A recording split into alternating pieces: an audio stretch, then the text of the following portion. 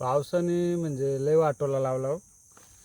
अख्ख्या भाताचा नुकसान केला ना, हाताचा नुकसान केला.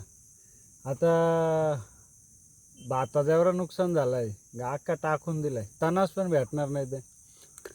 आता सरकारला म्हणा माझ्या हाताची नुकसान भरपाई ना भाताची नुकसान भरपाई दोन्ही माझ्या खात्यावर टाका भाऊ.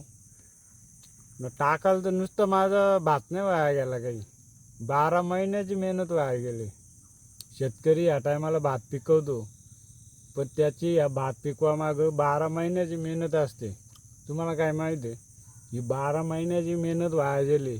म्हणून सरकारला म्हणा खात्यावर पैसे जर शेतकऱ्याचं टाकशील तर जास्तीत जास्त टाक. नाही तर तू टाकतोस 1500 ना 2500, त्याच्यात काय होतं आहे, 2500-3000 आमचं उकलं ना वाईलाच जातात. अशी तर आहे. म्हणून जास्तीत जास्त पैसे टाक, नाही तर मग काही इलाज नाही. मग मला डायरेक्ट थायमेट खायला लागेल, नाही तर मग फास घ्यायला लागेल, अशी तारा होईल.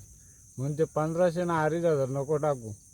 कारण येऊन पै अख्ख्यांचे रायधन झाले. मोर आलं भाताला, पाण्यात कुईला लागला नाही. हात जो मारलाय ना तो पाण्यामुळेच मारलाय ना. रोज संध्याकाळचं पाणी येतो ना, ती उर्वी झाकाला माझी घाय असते ना. नुसती ताडपत्री घेतली, काल पाणी आला ताडपत्री घेतली ना, उर्वा झाकाला गेलो ना, निसनिवशा पाय टाकला ना, हात प्यासला ना.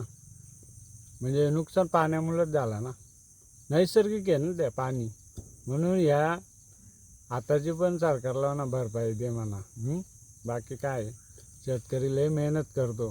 सगळ्या शेतकऱ्यांच्या वतीनं मी सांगतो सरकारला, जास्तीत जास्त पैसे टाक बाबा. नाही तर बरेच जण थायमेट खाल्ल्याशिवाय राहायचं नाही, असा विषय. बस चलू का, लय हाताला ताणका धरलाय, चलतो मा.